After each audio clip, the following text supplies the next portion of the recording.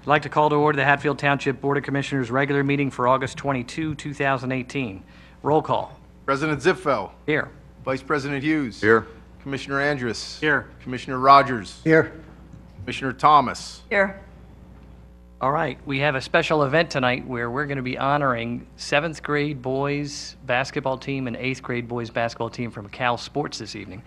So I'm going to ask that you young men lead us in the Pledge of Allegiance. Now, don't worry about it. It's not difficult to do. All you have to do is, just like you have in school, stand up and you start with, you know, I pledge, and then we all jump in after that, okay? All right, but you guys are in charge and you're starting off.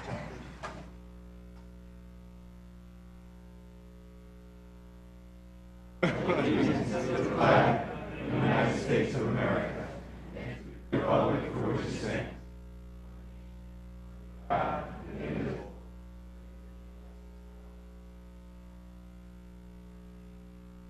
All right, wanted that to go a little smoother, but I thought it was well done, guys. Very well done. All right, is there a motion for approval of tonight's agenda? So moved. Motion by Commissioner Rogers, second by Commissioner Thomas. All in favor of approving the agenda that is on the screen and also before you, all in favor say aye. Aye. Opposed? We can move forward with tonight's agenda. Citizens' comments. Any citizens' comments on agenda items? On agenda items only. All right, not seeing anybody jump up to the podium. We're going to move on to some housekeeping items, real brief, very quickly. Consent items. Is there a motion to move into the record the consent items on your agenda? So moved. Motion by Commissioner Andrus. Second by Commissioner Rogers. I heard two of you speak at the same time. I wasn't sure who said what. For those who are watching and with us, these consent items that are being moved into the record are the Board of Commissioners regular meeting minutes of July 25, the engineering report of the month of August, Pool Advisory Board for July 10, the police report for the month of August, the Calmer Fire Company monthly report for the month of August, Park and Recreation minutes of July 2, Treasurer's report for the month of August, and bills payable, paid bills in the amount of $96,425.06, and unpaid bills in the amount of $548,841.91. With that, I'll call the question. All in favor of moving those into the record, say aye. Aye. Aye. Opposed? Hearing none, those are moved into the record. Okay, we have a special recognition that I'm going to ask Coach Aaron Dean first to join me up at the podium, and then we will bring up the young men who were part of this very special evening.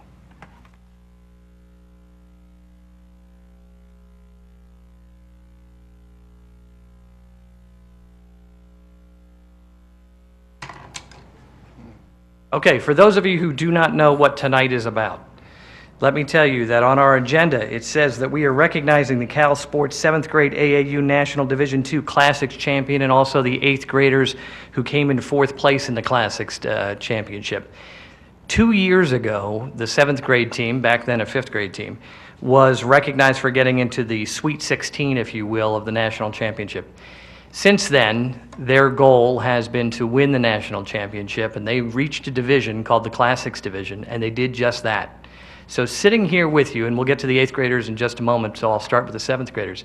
Sitting with us tonight, I think, is around 10 young men who, over the last 2 years, have dedicated themselves to not just being exceptional athletes with great character, but then spending the time and the effort and the passion necessary, which is a significant amount, to go and become national champions in what's called the Classics Division down in Greensboro, North Carolina. This is, I can't understate or overstate the significance of this. You know, Hatfield has roughly 18,000 residents, and this is a Hatfield-based organization run by Corey Lord, Aaron Dean, who is with me right now, and Miss D. I'm not sure if she's here, but D. Lord. And they run a fantastic organization, not just building athletes, but they develop young men and women like very few organizations. And we are remarkably happy to have them here in Hatfield, and we are very proud of their success, not only now, but for the many years that they've been with us. So, Coach, congratulations on that. Thank you. All right. So now let me talk about this tremendous night for these young 7th graders. I can attest to this because I'm going to take a little bit of a commissioner's privilege here. I can attest to the early mornings, the late nights, the long weekends, the traveling, the playing in hot gyms, the playing in cold gyms, the good referees, the bad referees, all the things that go into very challenging and high-level basketball. And these young men over the last 2 years have just really brought their individual strengths and also their basketball skills to an exceptional level. Now, I say I know this up close because I'm proud to say that one of the players is my son, and I can't be any more proud of him for not only for how he's developed as an athlete, which is great. Every parent and father loves that, but developing as a young man, along with his friends and his teammates, who I've also seen grow over the last 2 years. It has been my privilege, and now it's been my privilege as a father to see that happen. And now it's my privilege as a commissioner, as a representative of Hatfield Township, to congratulate them. Boys, we are remarkably proud of you. And it's not because you won basketball games. It's not because you forever will be able to say that you were national basketball champions for your age group. It's for the young men that you have become. So with that, I'm going to call each one of you up. We're going to read the proclamation, and then, Coach, if you have some words about the 7th graders. All right, my apologies if I butcher anyone's name, but then again, Zipfel's not an easy last name to get, so, but I'm pretty sure I'll get that one right tonight. All right, first, Quadir Bennett. Q, come on up. Alan Gordon. Levi John. McCade Knobloch. Tyler Luck. Justin Powell, a.k.a. Buddy, the Beast. Sean Purvey. Max White. Grayson Scott, and it's my honor to say the Big O, Owen Zipfel.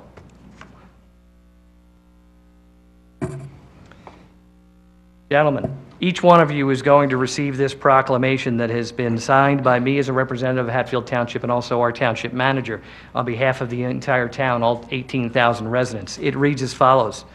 Whereas the Hatfield Township Board of Commissioners desires to recognize Cal Sports Academy and the Cal Sports 7th grade AAU basketball team for their recent success. And whereas Cal Sports Cobras are based in Hatfield, Pennsylvania. And whereas Cal Sports Cobras are coached by Corey Lord and Aaron Dean. Whereas Cal Sports Cobras recently competed in the 2018 AAU Division II 7th grade National Basketball Championship in Greensboro, North Carolina. Whereas Cal Sports advanced to the final national championship tournament. Whereas Cal Sports Cobras took first place in the National Classic 13 and under Division II National Championship.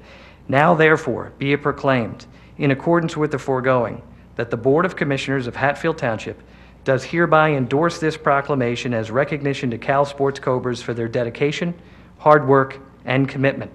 Proclaimed and presented this 22nd day of August 2018 on behalf of the entire township, all the commissioners, our entire staff. Congratulations to the entire organization and each one of you. Well done, boys.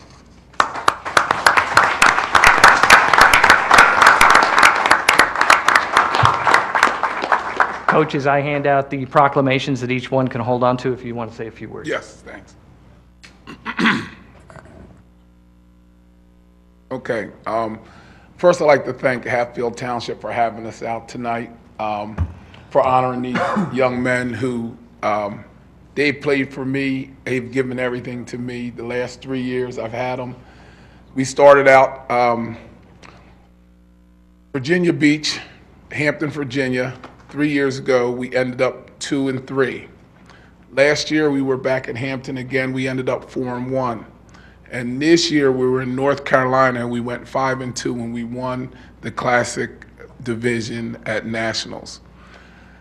It was so funny. We lost our first 2 games, and it looked like, what kind of weekend were we going to have? Then we won 5 straight.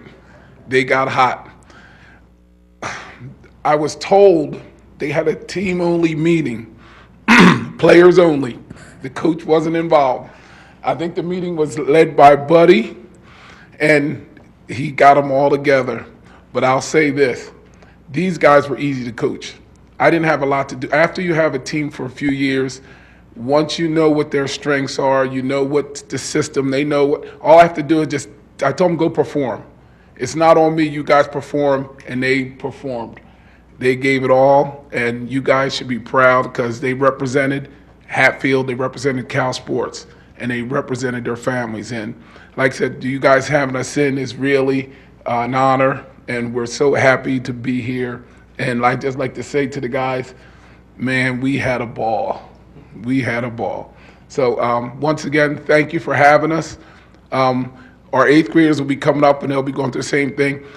They gave their all too. So let me tell you, we had an awesome year. This is the first year we went this far with 2 teams, and we're just looking for more good things in the future because these guys are all now getting to middle school, high school. So you're going to be hearing some of these names. So the names you heard tonight, just listen out for them for the next few years because these guys are going to have some big things in the future. So thank you once again for having us. Thanks.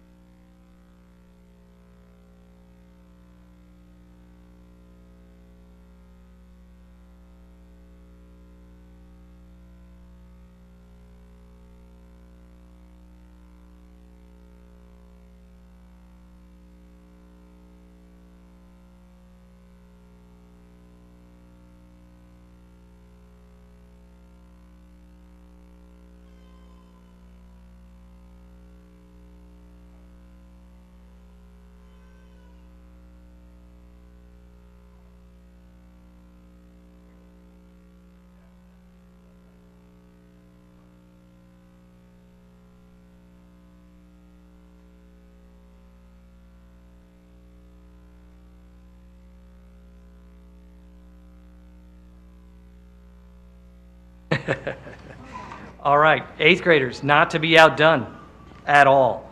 And I know some of the guys in the eighth grade team probably don't realize that I know them, but when you spend so much time in the gym and your son is practicing just before you, you get to know them. And in fact, I coached 2 of the boys who were on the eighth grade team. And I don't think I see either of them here tonight, but years past I coached them.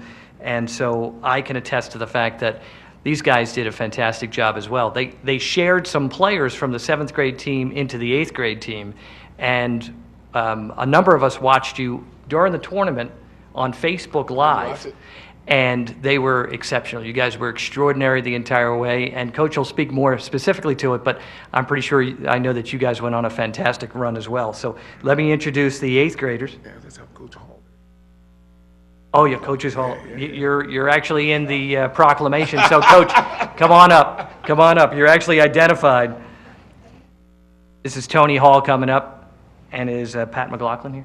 No, Pat's not here. Pat's not here. Pleasure. All right. So, 8th grade squad, why don't you come on up? Quadir Bennett, Noah Brooks, Ben Dorsey, Bill Hominy, Joe Larkins, Dan Nardo, Evan Palumbo, Josh Pelzer, Justin Powell, and Sean Purvey.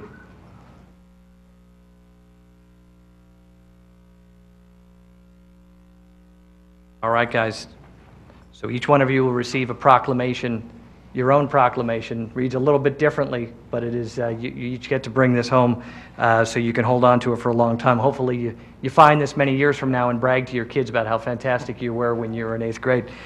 Proclamation reads as follows. Whereas the Hatfield Township Board of Commissioners desires to recognize Cal Sports Academy and Cal Sports Cobra's 8th grade AAU basketball team for their recent success. Whereas Cal Sports Cobras are based in Hatfield Township, Pennsylvania. Whereas Cal Sports Cobras are coached by Corey Lord, Tony Hall, and Patrick McLaughlin. Whereas Cal Sports Cobras recently competed in the 2018 AAU Division III 8th grade National Basketball Championship in Hampton, Virginia. Whereas Cal Sports advanced to the National Championship, and whereas Cal Sports Cobras took 4th place in the National Classic 14 and under Division III East Coast tournament, and now, therefore, be it proclaimed in accordance with the foregoing that the Board of Commissioners of Hatfield Township does hereby endorse this proclamation as recognition to Cal Sports Cobras for their dedication, hard work, and commitment, proclaimed and presented this 22nd day of August 2018. Again, gentlemen, congratulations on behalf of the entire township. Very well done. We're very proud of you. Congratulations.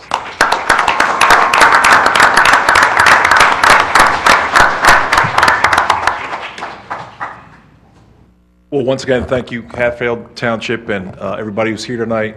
I know you're coming off vacations, getting ready for school, so kind of throwing this in the middle is kind of a good thing for kids to, going back to school, I'm a teacher, so to be able to say that they went down and competed really hard in a national championship, even though we got fourth place in the consolation bracket, some really good teams, and we had some really good play from all these young men. What can I say? You know, with the majority of our team being 8th graders going into 9th grade, me being a coach on a high school level, it's so much fun to see kids develop. And I know I only had them for a short period of time. I've seen them for the last couple of years, in-house leagues, and just kind of being around Cal, even though it's the first year I've been an AAU coach. So it's great to see kids step up to that level and accept a challenge, because I know they're all competing for not JV time, but varsity time at their respective schools. So trying to get them ready to play and trying to give them as much mindset as possible, and then watching them do those things that your coaching staff is asking them to do, including Coach Pat, who's been instrumental, couldn't be here tonight, but that's a lot of fun to see if you've ever been a part of coaching and a part of team play. So I just congratulate these guys. With the help and just the entire program at Cal Sports, with Corey, with Coach Dean. There's a lot of people who put in these young men, and they spend a lot of time. They sacrifice a lot of summer hours where a lot of kids are hanging at the pool and doing other things. These guys are in the gym, they're working on their bodies, they're working on their games, and they want to go somewhere. So it's just really enjoyable for me to see that. And so again, I congratulate you guys, and people who are often forgotten. I'm a parent too. The parents put in a lot of time, a lot of miles, a lot of rearranging schedules. So once again, I'm going to thank the parents as well for supporting me and supporting these young men. So let's give them a round of applause again. Thank you.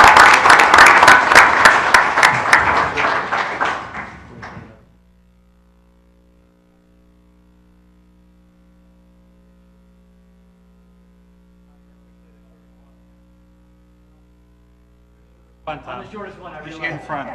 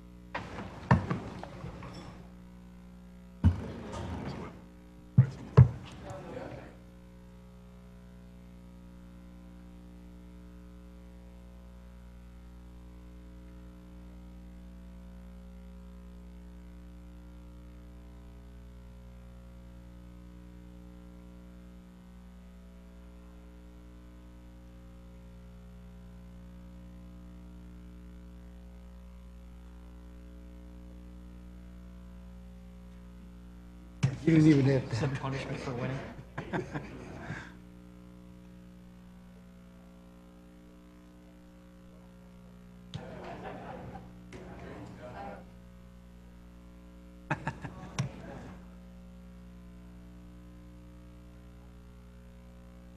See what happens. Good. All right. They all ran. I didn't get a chance to say, please stay. They wouldn't have stayed anyway. That's okay. We completely understand. They're outside celebrating. Okay, folks. So we're going to jump back into our the regular business of our meeting, and that was, I was happy here as I walked past Chief. He said, "That's good to see," and you know what? He's right.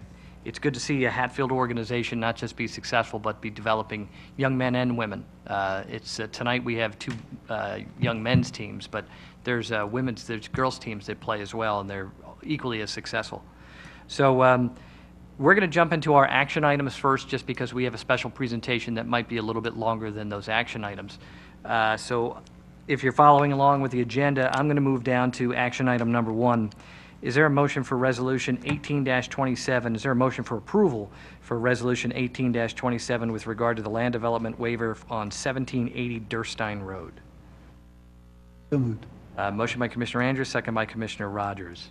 Not sure who has this. Ken? I'll take it, thank you.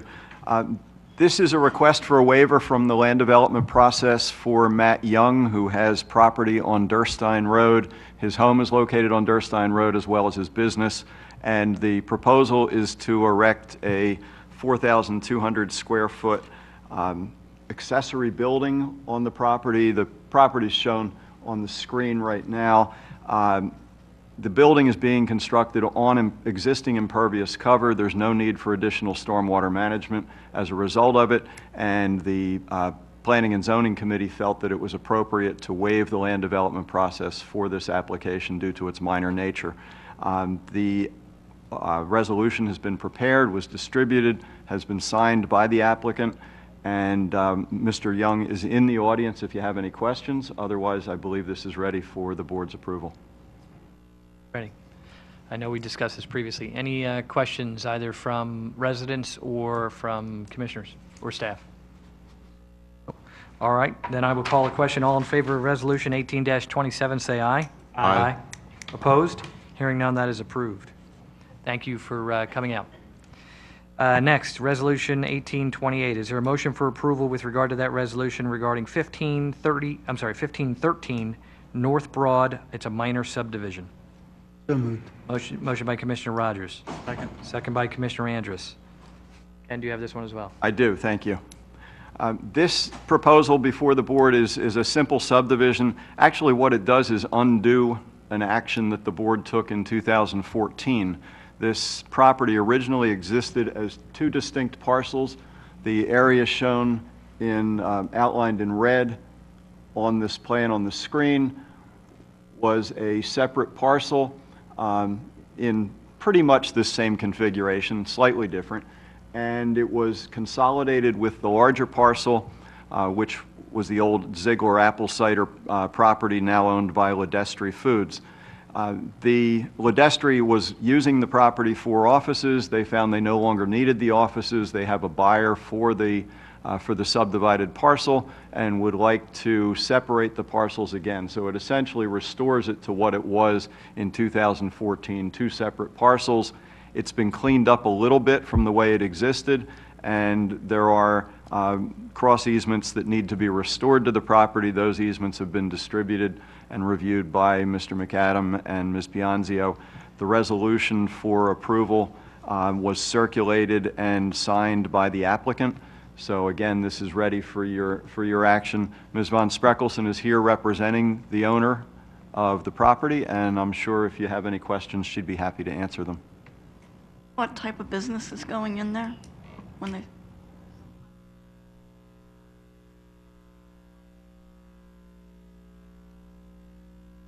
All right, any other questions? Residents, staff, commissioners, any questions?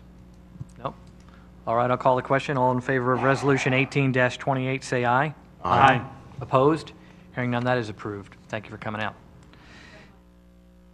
Next is a motion for approval. Is there a motion for approval for the snowplow purchase in the amount of $30,652? Motion by Commissioner Andrews, second by Commissioner Rogers. Aaron, I think you've got this one. I know this is a housekeeping measure and it's a best practices according to accounting principles. That's pretty much it. We had two snowplows that went down in the winter of 2018, and not that anybody wants to hear this, but we're starting to gear up for the winter of this fall and the summer, except for Commissioner Andrus, who is sharpening his skis as I speak. These are unbudgeted expenses, unfortunately. However, our road program this year came in well under budget, so we'll be able to pay for both of these are 2 plows out of the liquid fuels fund and not affect the general fund at all. So they're a piece of equipment that the township certainly needs. All right, questions? Comments? Hearing none, I'll call the question. All in favor of that motion, say aye. Aye. Opposed? Hearing none, that is approved. Our last action item, ordinance number 680, with regard to false alarm violation and penalties for emergency services. Is there a motion for approval? So moved. Motion by Commissioner Rogers, second by Commissioner Andrus. Aaron, I know you have this, and Chief is actually a part of this as well. Thanks Love to for weigh in Aaron on to this. handle this. I'd like to kind of forget what it was about at this point, but Aaron wants to handle it. Well, way to prepare, Chief. Okay, go ahead. Well, as you remember Chief's lengthy presentation last month regarding some of the issues that we have with some local businesses dialing 911 through its fax machines, and at this current moment, the township doesn't have much leverage or motivation to change the behavior of those business owners. So Chief Tierney recommended that we amend the ordinance to permit the township to impose some fines on these business owners that are wasting valuable public resources. And tonight, the board is in a position to approve that ordinance. Thank you, Chief. I'll hear more than welcome. Chief, that was very well laid out. We appreciate that. Exactly how I told him to present it. All right, any questions? Comments? Hearing none, I'll call the question. All in favor of ordinance 680, say aye. Aye. Opposed? Hearing none, that is approved. Okay, we are going to go back up to our committee reports, if I follow our agenda. And our first committee is Planning and Zoning Committee. Commissioner Rogers. We have a presentation tonight for a potential land development by Pulte Homes.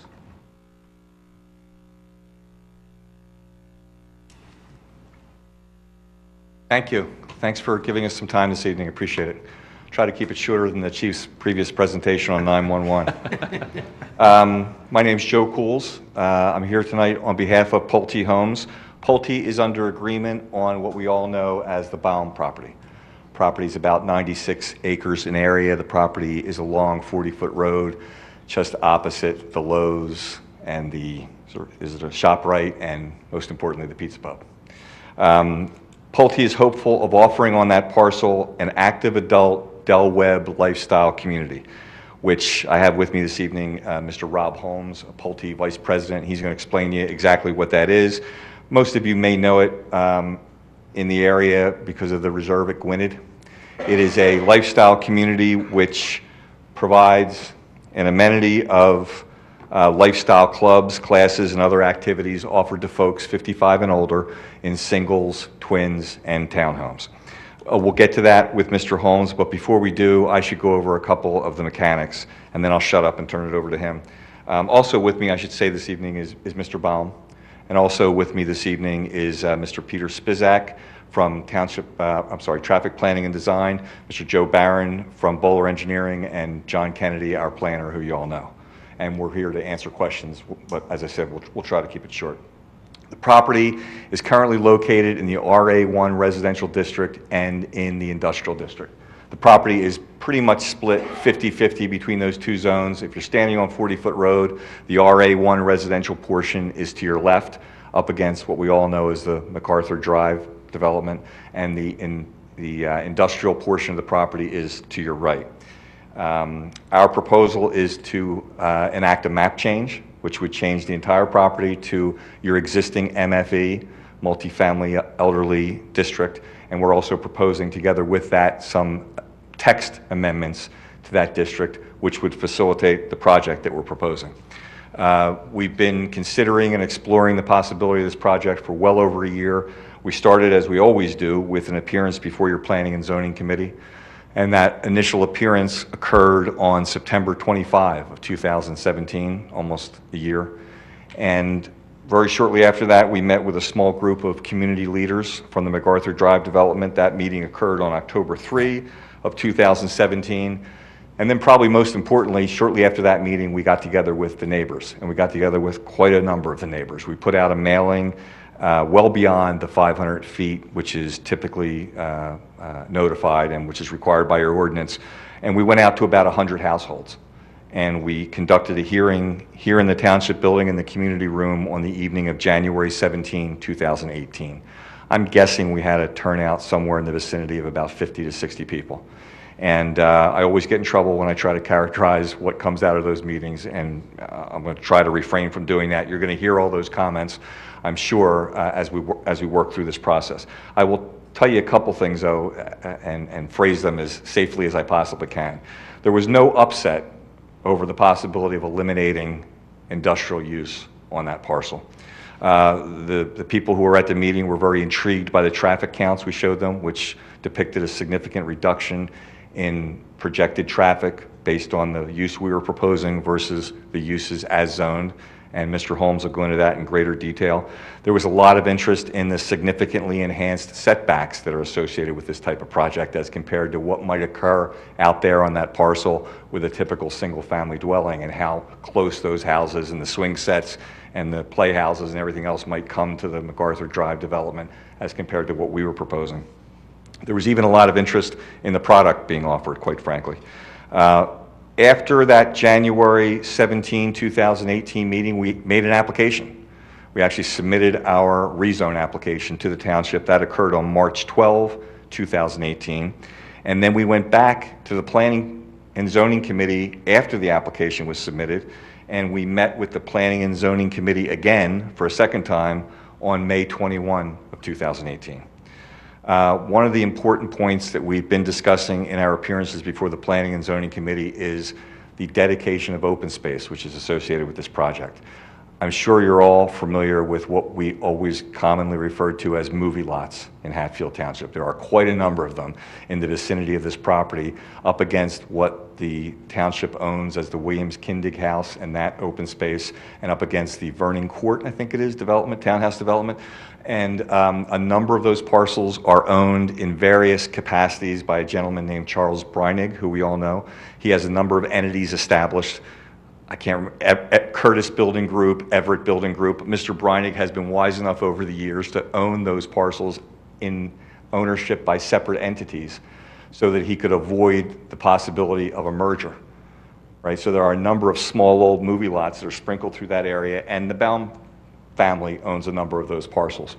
If you were to take a tax map today, as we've done a number of times on this project, and colored in the different owners with different colored highlighters, it looks like a tile mosaic.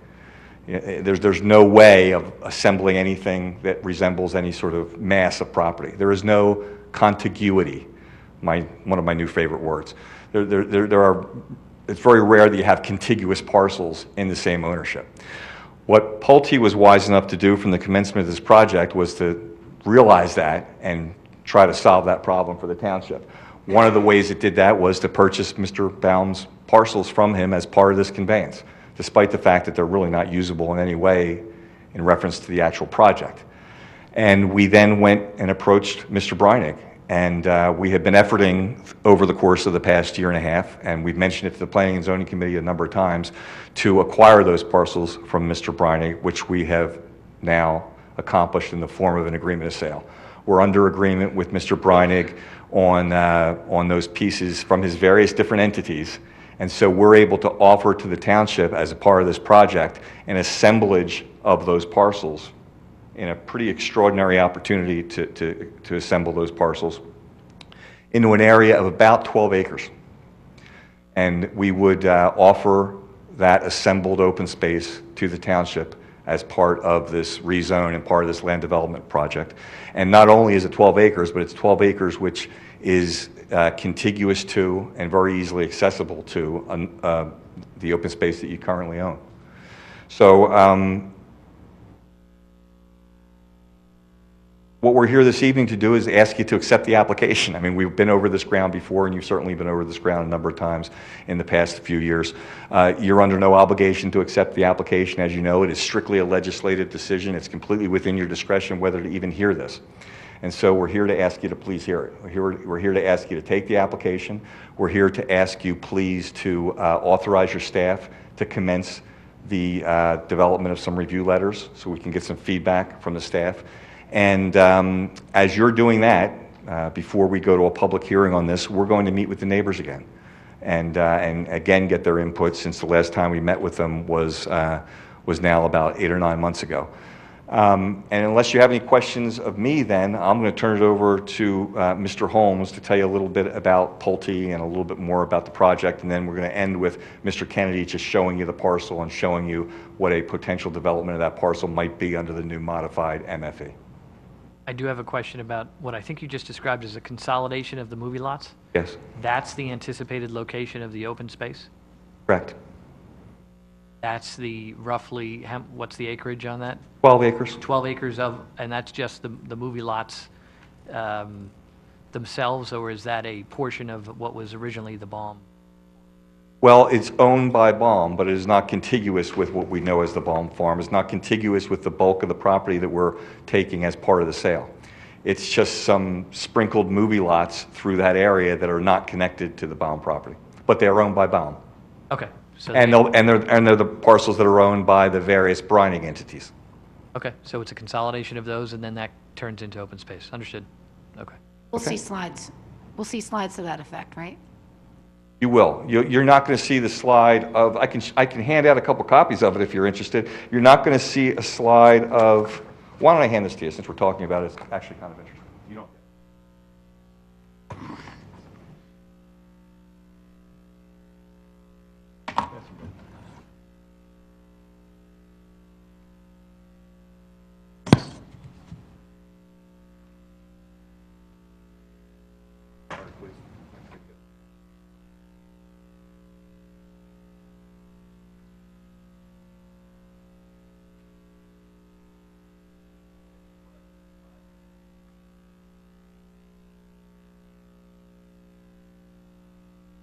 What this doesn't show you is that it's worse than this. What it doesn't show you is that all the pieces that are yellow are designated as Breinig, but all those pieces are not in common ownership. As I described to you, Mr. Breinig has 3 different corporate entities which he's created, and those parcels are owned by different of those corporate entities. So it's actually even a little worse than this. But the only thing that would not be acquired by Pulte and conveyed to the township would be the parcels which are depicted as others, the green pieces. And you see where Vernon Court is there, and you see where the adjacent open space is just above Vernon Court. So for those of you who don't know what we're looking at, we are looking at the movie lots, as we referred to them, in this area, and there's roughly, and it's just a rough number, about 60 or 65 of these small lots that some of which are individually owned, and what we're talking about is the consolidation of the ownership of that location and then designated as open space as a part of the construction that is being proposed. Is that a fair description? It is. President Ziffeld, I think the above is a good illustration of what we're discussing. Section right here. So in that section, there's about 65 different pieces of property, all very relatively small, with numerous owners. And that portion alone is what we're discussing right now. Correct. Correct. And you're also solving 2 problems, and that one is, I'm not sure it's a problem you're solving, but the benefit you're receiving obviously is the acquisition of additional open space next to your existing open space. You're also eliminating the possibility of those individual lots coming forward over the years, as many lots have owned by Mr. Breinig, for attempted single homes. Now, you said the lots in green are not going to be acquired? The lots in green are not owned by the Baum family or by a Breinig entity. We are continually in the process of attempting to acquire as much property as possible, but we can't make any commitments related to that property. I've been reluctant to make any commitments in relation to the Breinig property until we had an agreement of sale, which, as I've indicated to you, is now done. Does that create a liability issue for us with our open space around that, and nothing really to designate it?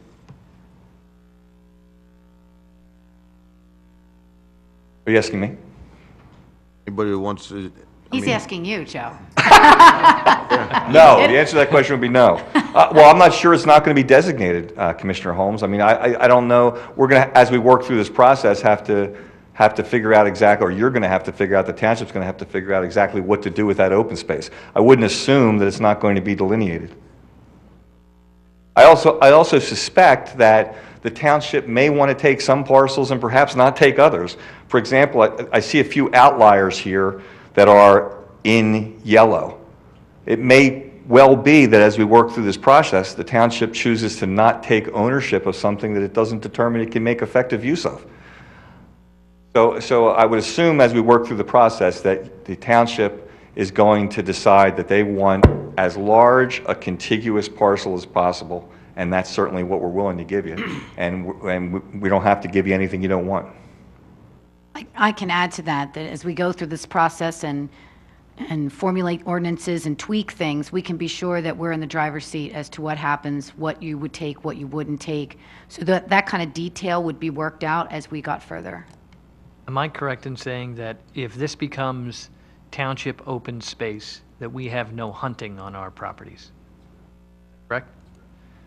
We do. That's correct. Okay. The reason I raise that is because this is an area that is near Vernon Court that there has been some individuals who've hunted in that area. Tree stands have been found and whatnot, so this might be a way to close that item out.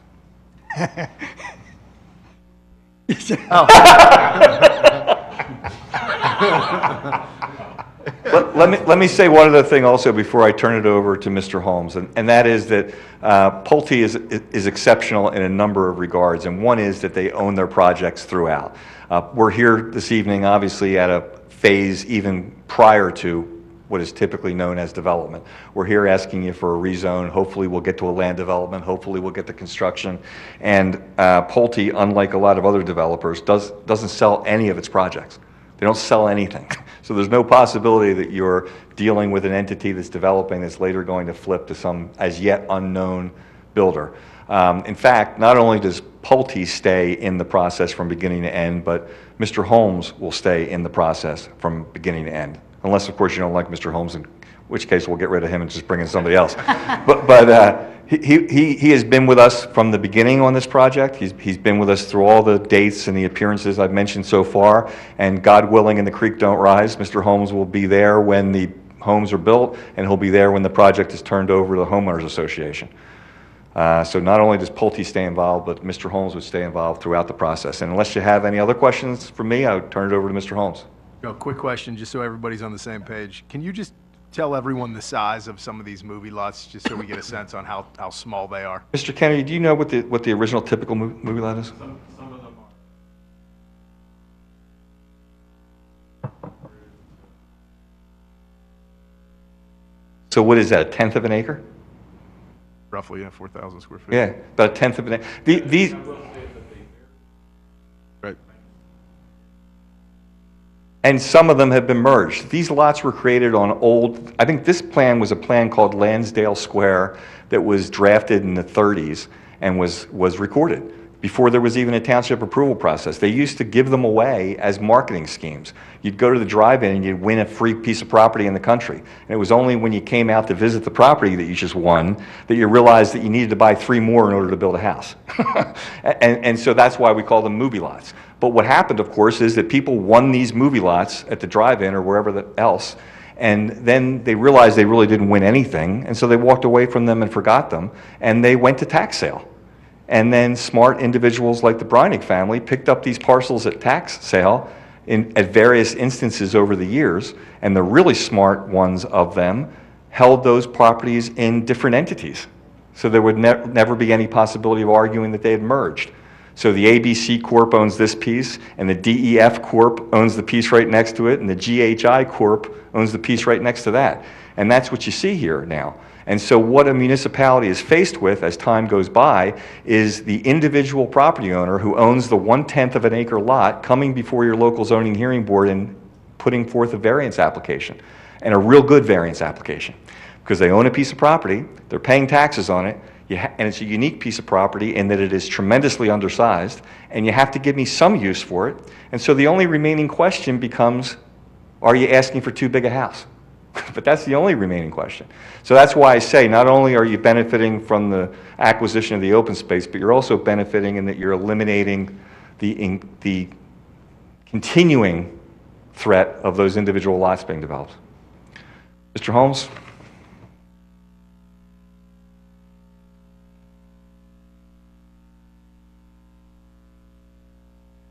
Good evening.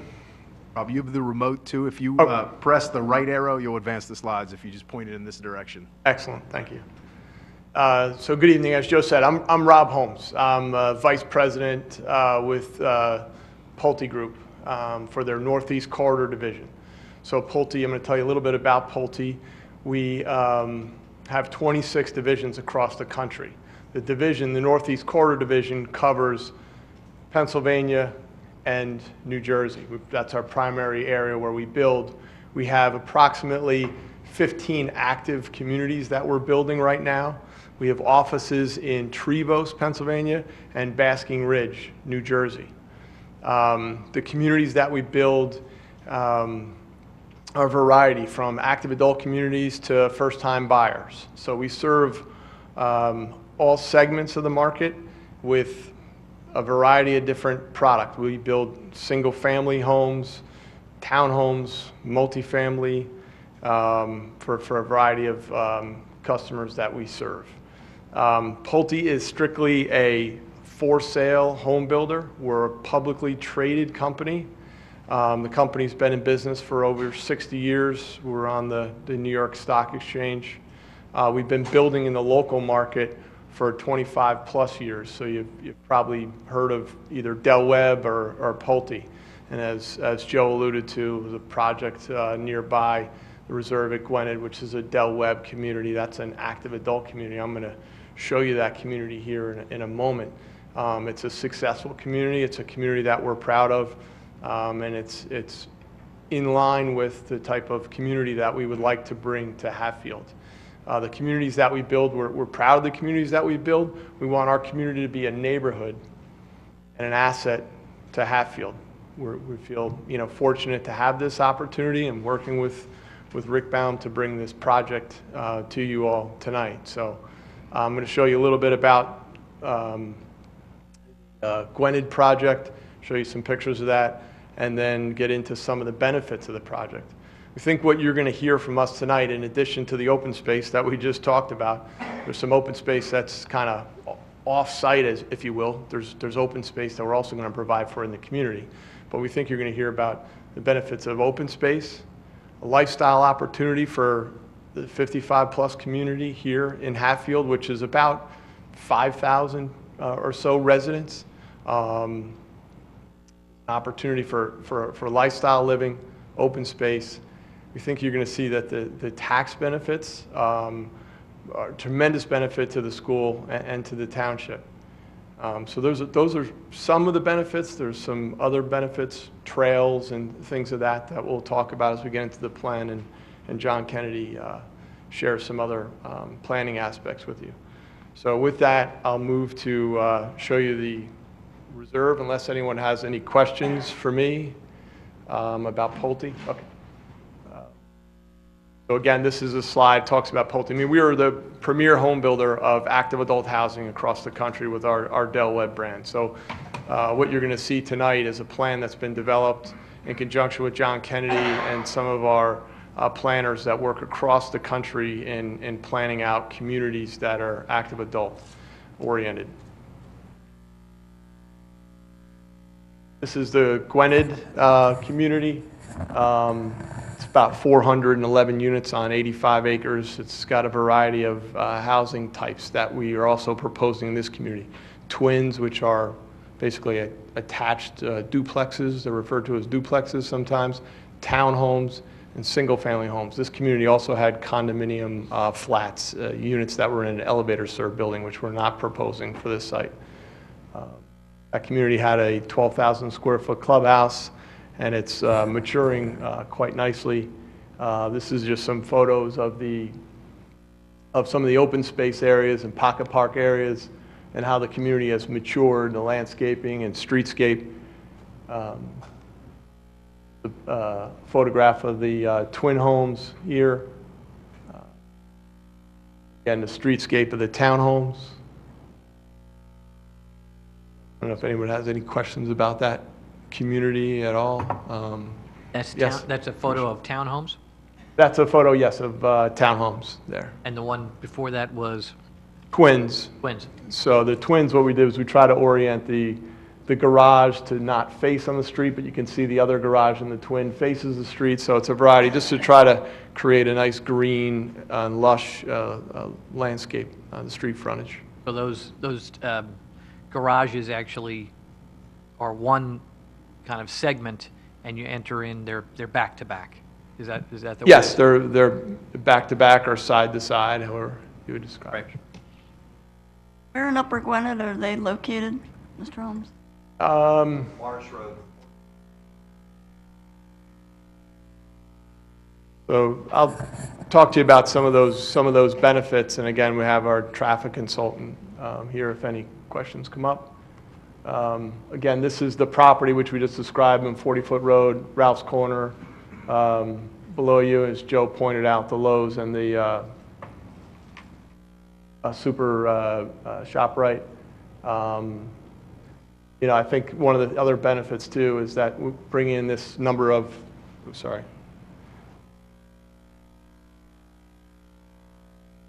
Ralph's Corner here, and then the Lowe's and the ShopRite. The benefit of bringing in this many residents to the community also will help support the surrounding retail. Talked about the open space. Again, we've got, I think our reputation precedes us. We've got a tremendous experience in developing these type of communities.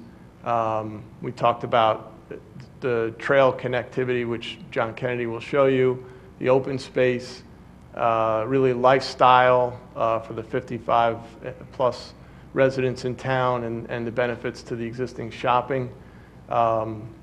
Again, we're proposing about a density of about 4 to the acre. That was contained in the ordinance that we submitted. So from a fiscal standpoint, which I alluded to earlier, we believe this is a positive fiscal benefit of about $3 million. What we did is, because the property's split zone, light industrial and RA1, we cascaded the RA1 zoning over the entire property to then use as a baseline in comparison. So I just wanted to make sure you understood that qualification. This is from a traffic standpoint, again, based on an all residential RA1 zone.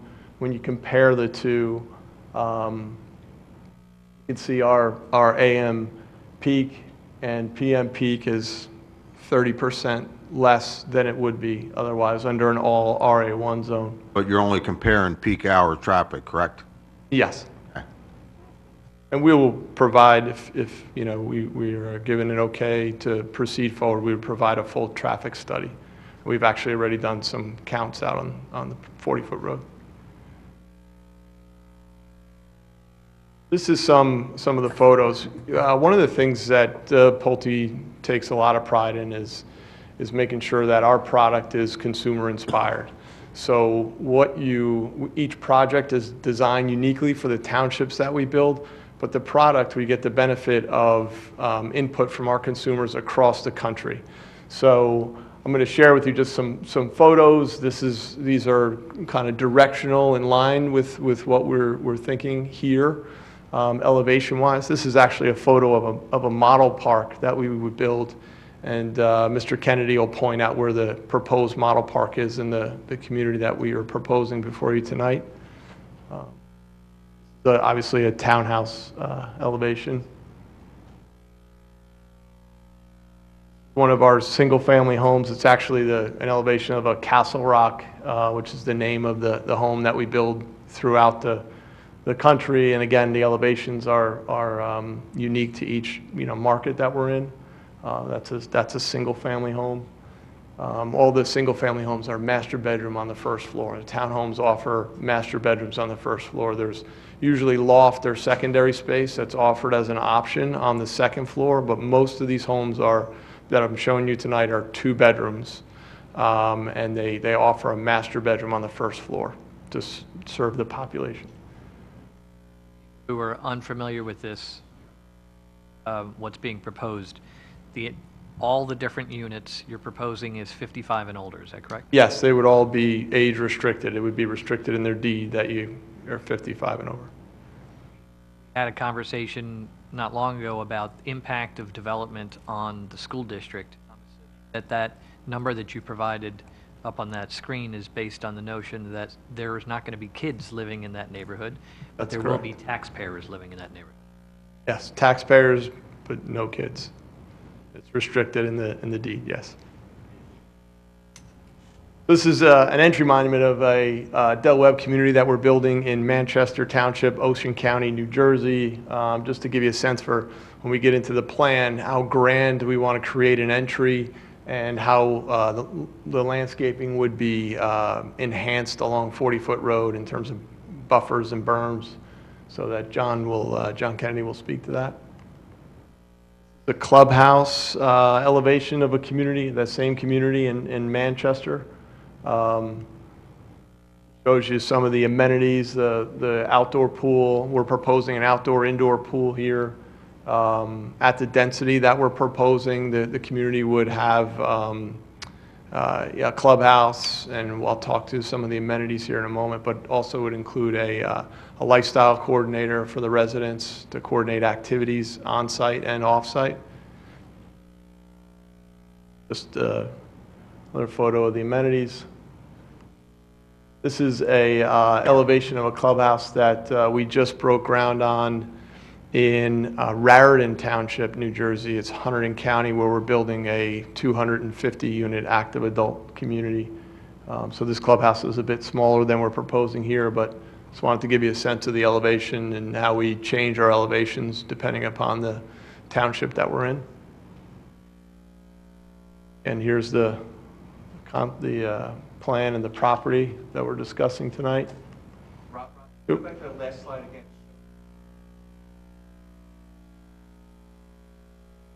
Thanks, John. That's the existing parcel. That's Williams Kindig location. Well, it's not the house. It's the property right next, just outside of it. I'm going to talk a little bit about the plan, and then I'm going to turn it over to John Kennedy. I just wanted to give you a sense for some of the things that we were discussing. Obviously, along 40-foot road, this would all be heavily landscaped. The community would be part of a homeowners association, so the roads in the community would be private. They would be maintained by the association. So there would be association dues that residents would pay for the maintenance of the common amenities in the community. The community would have an unmanned guardhouse, and it would be a gated entry is what we're proposing at this point.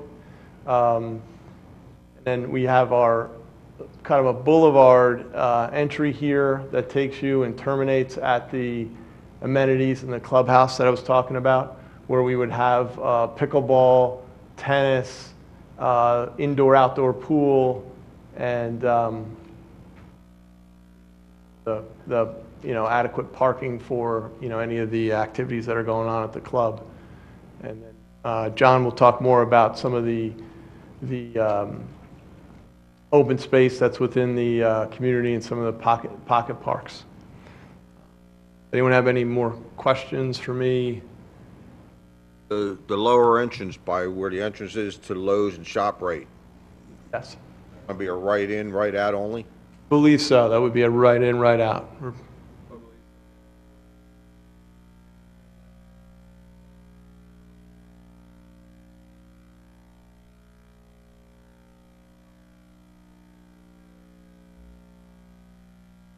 That could someday lead to where you need a light there?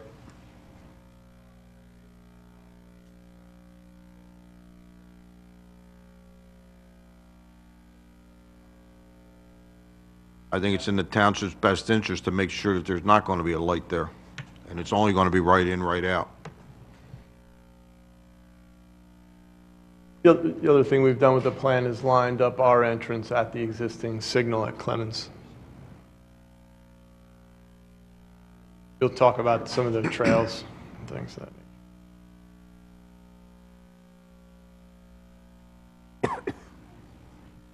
Thank you, Rob. Good evening, ladies and gentlemen. My name is John Kennedy, principal at Kennedy and Associates. And Pulte had hired us to take a look at this property and analyze how to lay it out and come up with an overall site plan for the property. So let me just back up a little bit. We've gotten a few pieces of the overall picture, but just to complete a few things, this property right here that you see outlined in blue, which is the bulk of the property, what most of us know is the Ballin property, consists of 96 acres. And as Mr. Cool said, it is zoned roughly half and half, RA1 and LI. The 96 acres does not include the 12 acres that were described as movie lots. And in fact, all of this development and the ordinance do not include any of that land. We have an open space requirement that we are fulfilling, but all of that is being fulfilled on this property.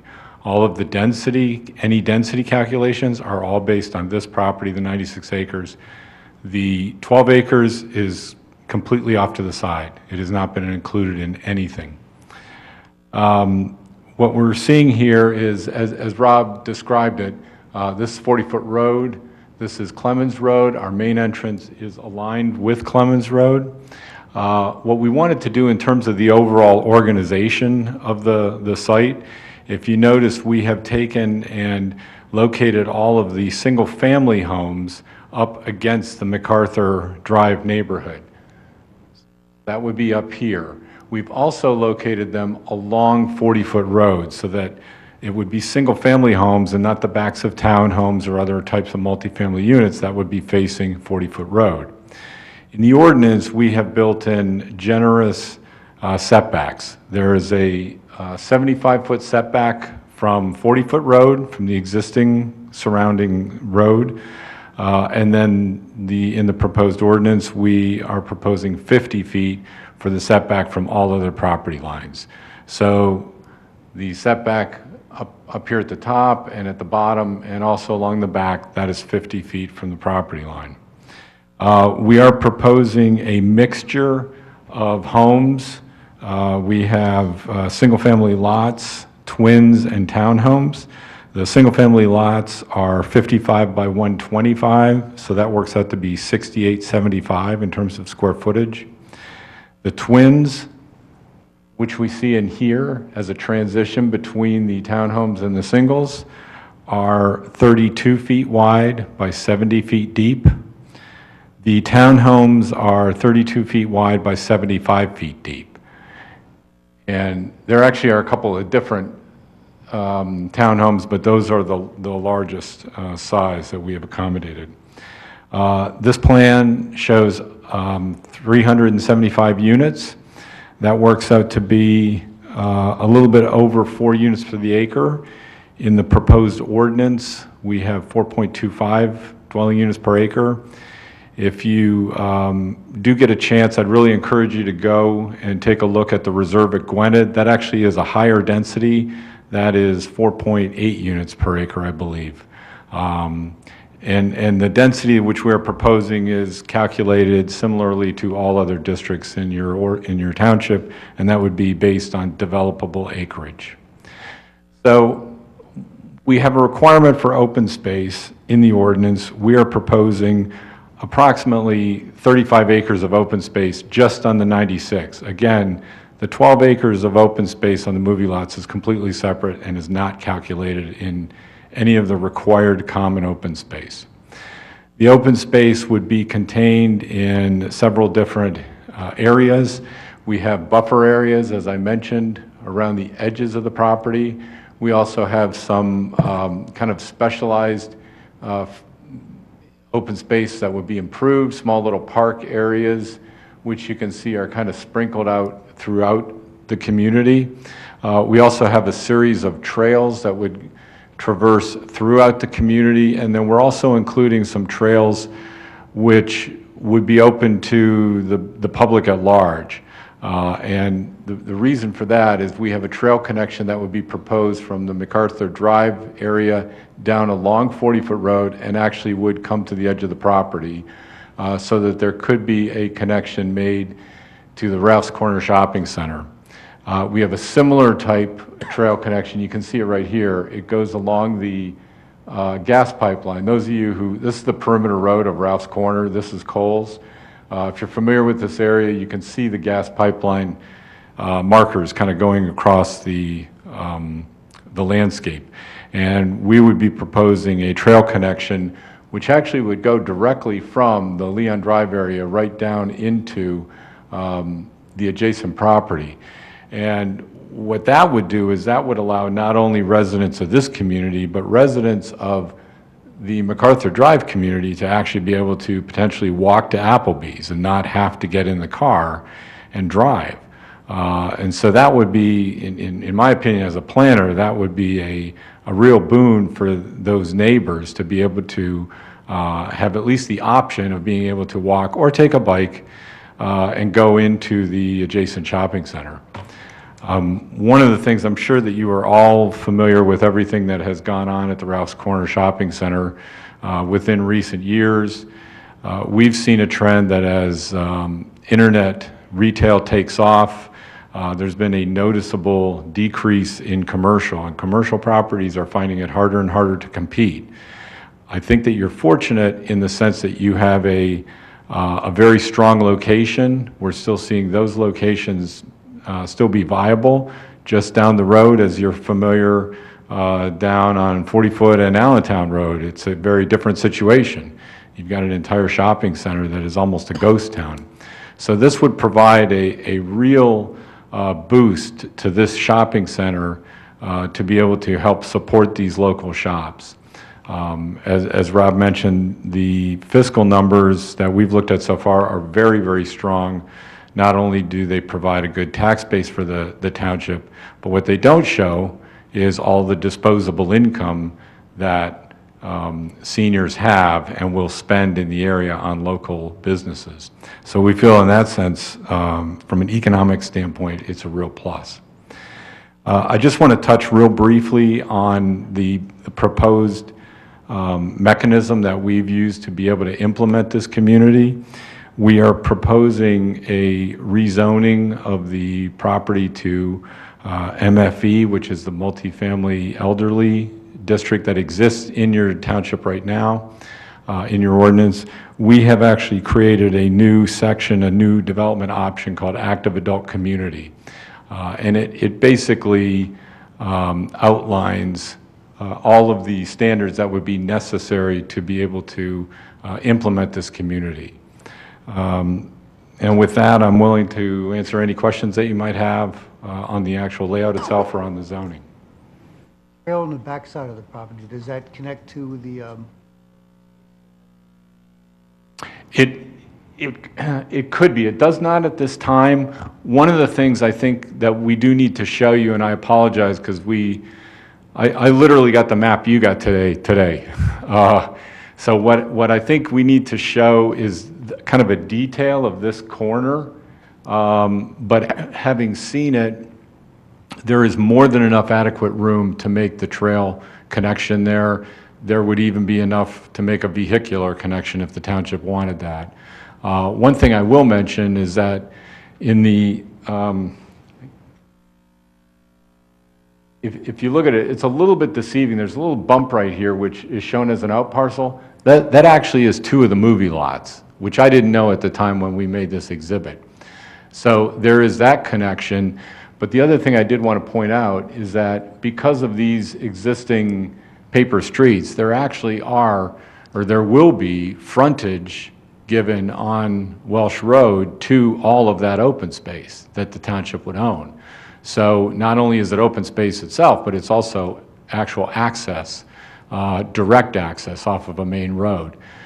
So I think in that sense, I understand that the legal issue kind of ties things up in a little bit of a nice package, but I think as an opportunity with open space, you actually have a lot of different opportunities. But we will, if we get the opportunity to come before you with a hearing, we will show you and explain exactly all of those parcels and how they will potentially fit in with the township's open space. Mm-hmm. That one lot sticking out at the end there, does that, very top, right next to the development, there's a green lot? Mark number one? Yes. pose any type of a problem for us? No, I had actually traced kind of the overall area, and it would be out. It would be an out parcel. There's no doubt about that. However, it would be completely surrounded by township-controlled property. Yeah, but you'd have to give a right-of-way, right? You would probably have to provide some kind of access, yes. Probably you would have to, right? They do have They have an access in that they're abutting a paper street. Yeah, I mean, they have an easement. Wanted to put a football field there. Okay. Well, we have to find out who owns that property and make every effort to resolve that issue in the course of the hearing, okay? You bet. That's probably the only one that might be slightly problematic. Everything else, I think you could probably work around. We have a question from one of the residents. Yes, sir.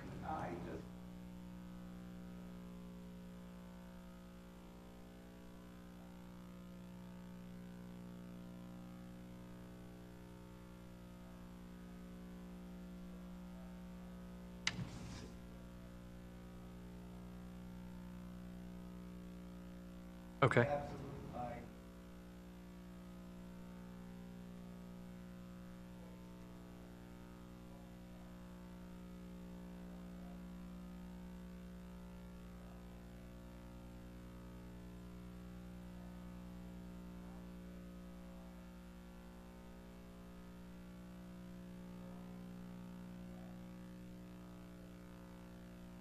Of the school district.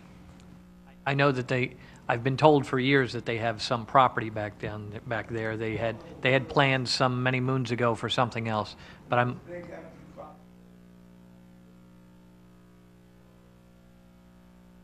Well, you see there is an ownership indication on the plan.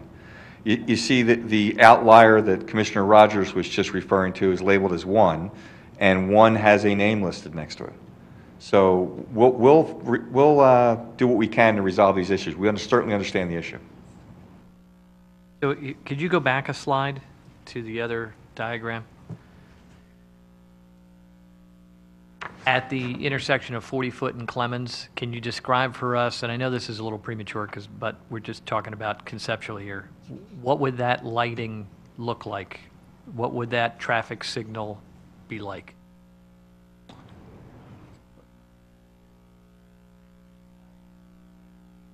Well, there's a left turn lane off of, I was thinking there's a left turn lane right now off of 40-foot onto Clemens. Right.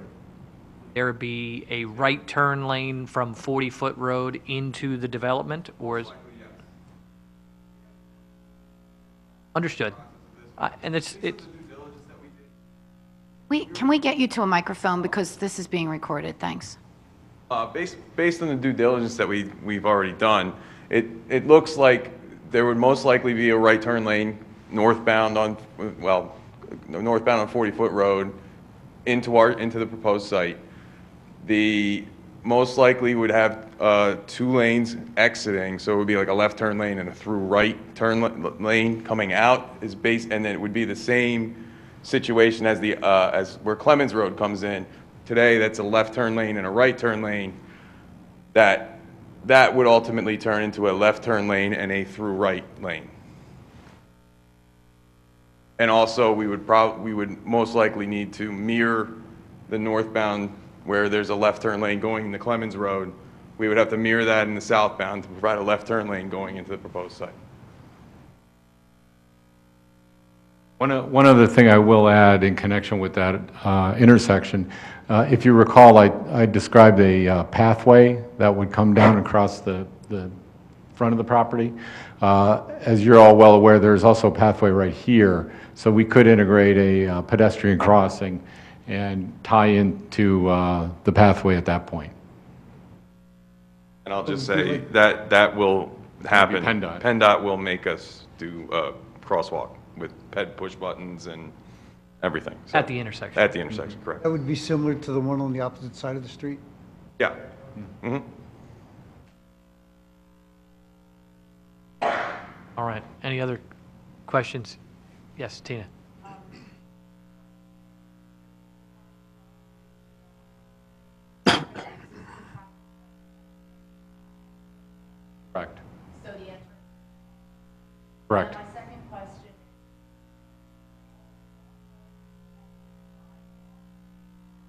No, it would be a macadam trailway. If you're familiar with, there's a trail that goes along Clements Road. It'd be very similar to that. The only difference is we would actually have a lot more space. That trail, it kind of parallels the road almost exactly. We have a 75-foot setback, which would all be landscape. So we could actually wave it around a little bit. Yes, that would be public access. All right, any other questions or comments? Commissioner Zipfel, we're then left with where we started. We're asking you to please authorize staff to begin the generation of some review letters for us, and we're asking for a public hearing on the application. I think we need a little bit of time, obviously, for the review letters and for a neighbors meeting, and so we would ask you to not schedule anything for the month of September, but if you could, please schedule us for October 10. So what's being requested is not that we approve anything, is that we give them a hearing, is that we give them an opportunity to present, I assume somewhat similar to what we've had tonight, a presentation for our consideration. That's what is being asked of us tonight. Before we do that, I got a question on the traffic. Now, MacArthur Road has a stub on it. When this first originated, we thought maybe that stub would continue out to 40-foot road. We're talking about traffic, we're saying peak hour traffic is going to be less, but it's going to create more traffic other than that.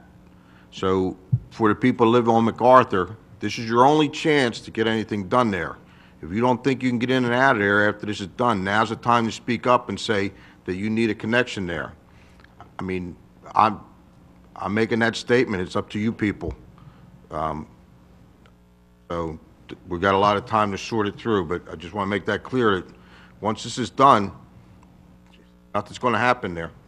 And I will tell you that it was certainly a topic of discussion at the neighbors meeting that we had, and we expect it'll be a topic of discussion at the next neighbors meeting we had, and I think our future facilities manager would like to address the topic also. Hardly, I'm retired and you can't afford me. Okay. Good evening, my name is Dan Reevy, and thank you, Commissioner Hughes, because I do live at 2299 MacArthur Drive, which is right across the street from that abutment. I can attest that the Pulte Group has been open, honest, and transparent through this entire process. Everything that Mr. Cools has stated on the record is 100% accurate. I am actually here with two of my neighbors who also live on MacArthur Drive. Obviously, I can only speak for myself, but I would totally endorse their recommendation for moving forward with the zoning hearing and getting this property situation and this project on way. You know, personally, my feeling is that I don't want any more traffic in our neighborhood. I mean, we've enjoyed that one in, one out amenity, if you will, for the last 22 years. I am an original home buyer there. I actually embrace the fact that they're not going to have a throughway there. I think there's other alternatives that can be proposed and will be finalized that, you know, as a neighborhood that, you know, we can agree on, and there may be a little bit of sacrifice here and there, but in the long run, I think that would be more of a detriment than something that would be positive. But again, I just want to make sure it's clear that once no, this you're is done, right. there's nothing we're going to do there. Without question. There's not going to be a traffic light there ever. Without question. And we're going to... If the traffic builds up. Right. Well, I think, and again, through the process with Pulte, when we met with our neighbors, one of the areas was that the traffic study is really going to be a critical component in this project. And the fact that it is frustrating at times for myself and my neighbors to get in and out of our development, and that we're anxiously waiting the outcome of those studies and then the recommendations being proposed. But just remember, they're talking mostly about peak hour traffic because this is a retirement community, okay? Yes, but sir. You're still going to have a lot of cars coming in and out of here at different times of the day. Right. So just remember that. Understood. Okay. No, fair enough. But hopefully, again, what they're proposing, the cars that are going to be going in and out are going to be down the street, moving towards the shopping centers, both at Lowe's as well as Well, Rouse Corner. you heard me say earlier that I don't want to see anything other than a right in and right out at that lower entrance by Lowe's. And I think that's a good idea. I would concur with that. Again, we need to manage the traffic along 40-foot road, and I think, given what we've done in the past with the lowering the speed limit from 45 to 35, that has made it much more possible and safe for our community. And I think, again, having the professionals here working with the township officials, I think we can find a fair and equitable arrangement. Okay. So I just wanted to voice my opinion. And again, we look forward, as the unofficial spokesperson for the MacArthur Drive neighborhood, we look forward to working with the Pulte Group and to your next follow-up community meeting. Thank you. Okay. Thank you.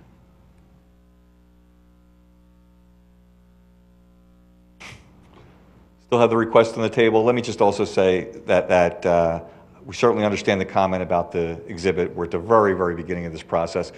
Commissioner Hughes, you're absolutely right. The exhibit depicts the delta regarding peak AM trips and peak PM trips. And being a retirement community, one might think that unlike a typical working community, it doesn't have the magnetization toward those peak hours that you might see in a different type of community. You'll hear more information as we move through this process, but our traffic planning and design representative, our traffic engineer, is telling us that one of the things you're also going to see is that the overall daily counts are going to be 15% lower in this community than they would be in the typical market community.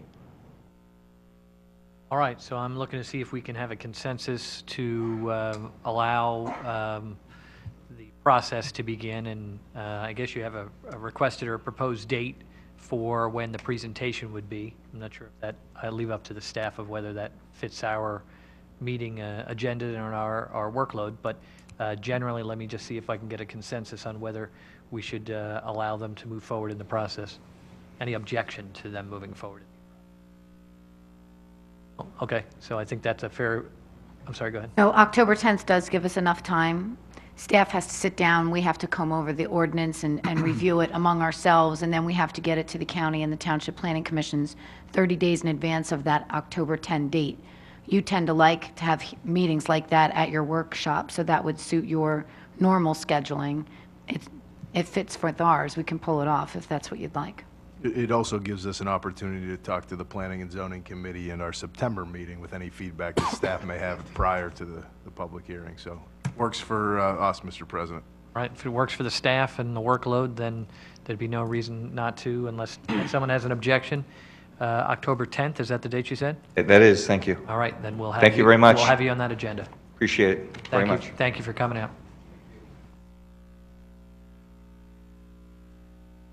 All right.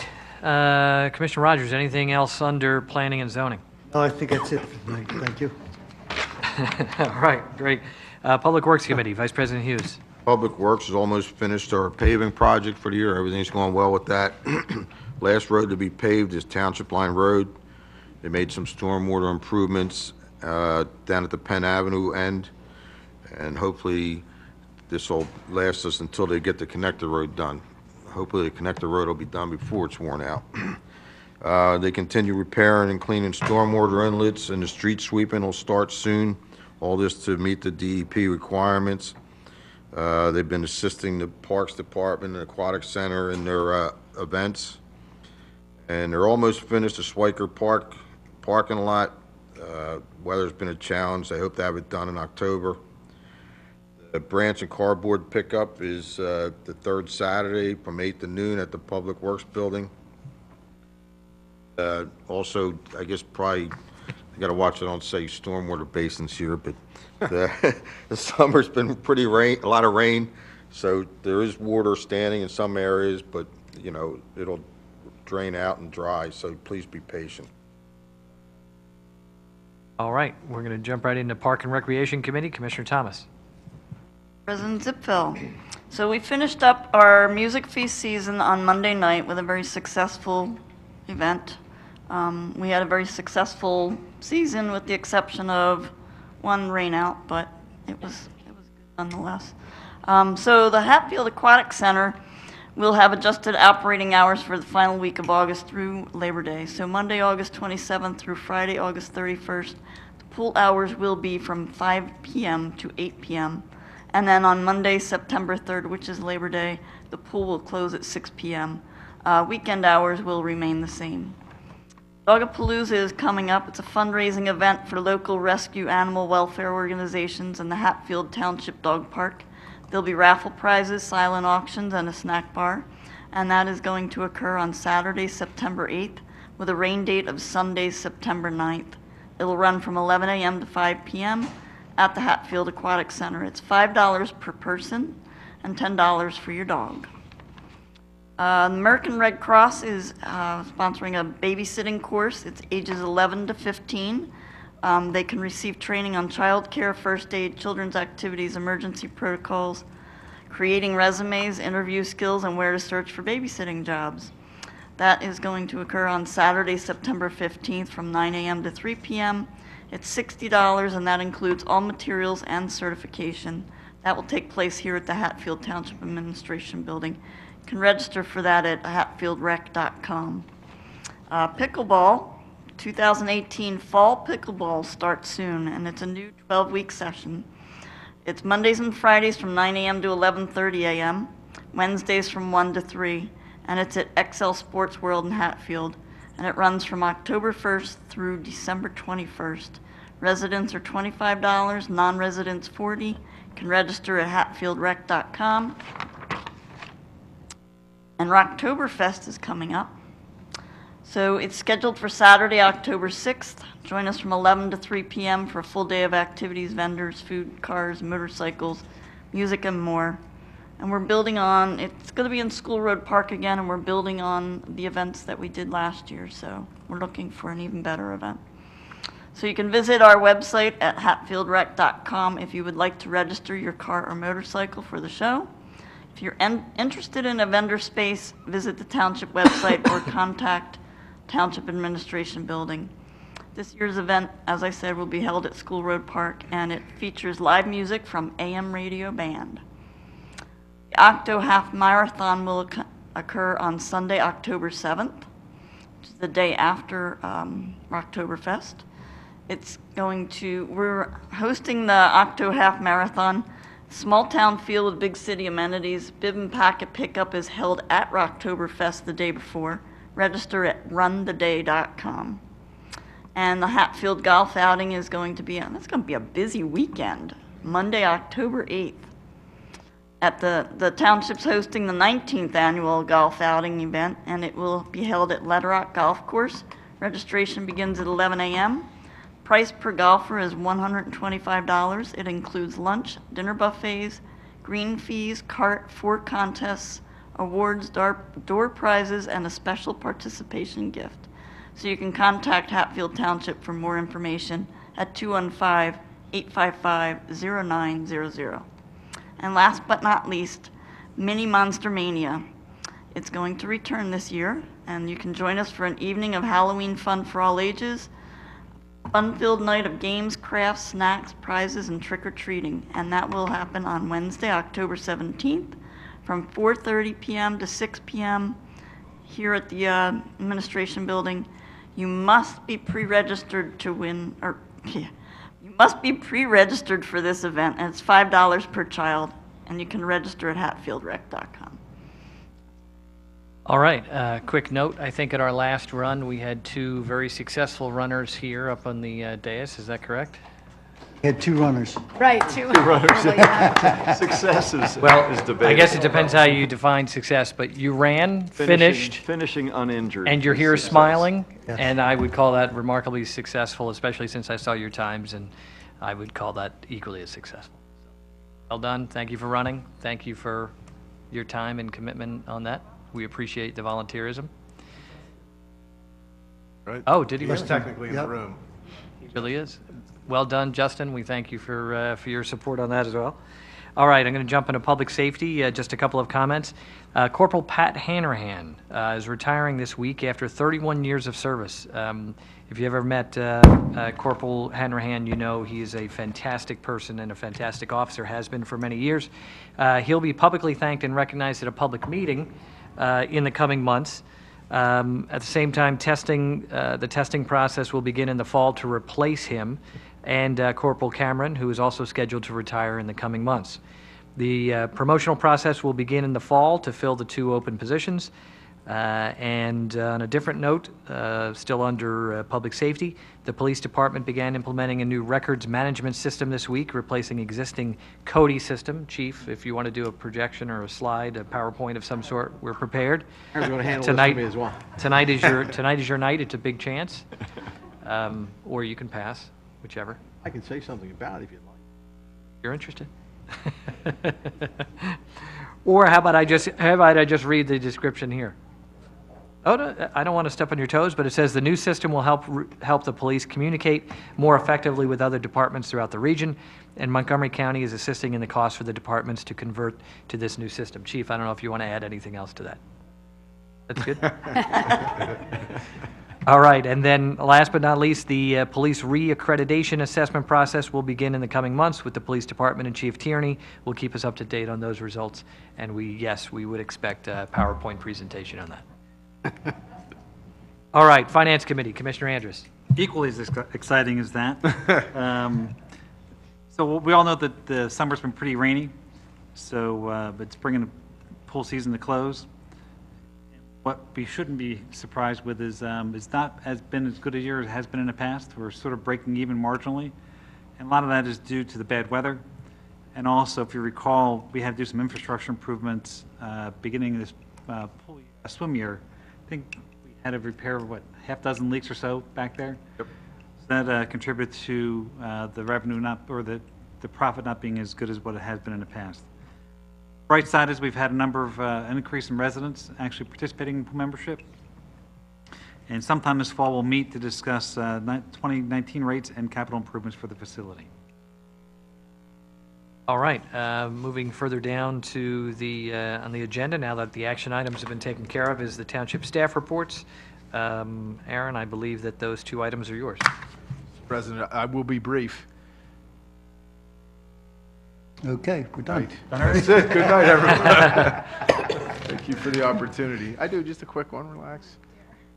Slides. Just a quick update on the synchronization of the 463 corridor. 2 years ago, the township was awarded with $900,000 grant, along with Hatfield Borough, to synchronize 11 signals that run through this corridor, and these are the 11 signals that are in the process of being synchronized. We all know that this is what you would consider our trouble areas regarding congestion. We received the funding through a mitigation and congestion grant. So the goal is to reduce emissions, reduce idle time, and reduce congestion. So the engineers have been working on this process now for the past 18 months roughly, and we said all along that we would be near the implementation around the end of 18, and we are still roughly on track for that. So in the next month or so, the project will be bid, and hopefully then construction will begin soon afterward, which is later this year, and completion then at the end of this year or early next year. We'll see. We know how projects have a tendency to be completed a little beyond the time. So we are getting finally close to the, hopefully, less traffic on the 463 Hatfield. And then just my other item, we're coming up on budget time again. And so in the next month, we'll start meeting with staff and department heads, get a sense on where we are this year and what we're looking to do next year. Then we'll meet with the commissioners and have a goal meeting in this room, a public meeting to discuss goals and the budget. November budget will be presented, and December budget adopted, same schedule. I think we've done this enough. It has become routine, and hopefully it will be as successful as it has been in the last few years. That's all I have, commissioners. All right, we're going to jump right into the solicitor's report. All is well. Excellent, short and sweet. That's good to hear. Citizens' comments. Any citizens' comments? We don't have many citizens left. The important ones. That's right. Right, that's right. Assuming the 3 of you have nothing to say. No All right. comment at this time. Before we adjourn, I need to announce that we are going into executive session to discuss a contract issue. And with that, I will entertain a motion to adjourn. Moved. Motion by Commissioner Thomas, second by Commissioner Rogers. All in favor of adjournment, say aye. Aye. Opposed? Hearing none, we are adjourned. Thanks for coming out, folks.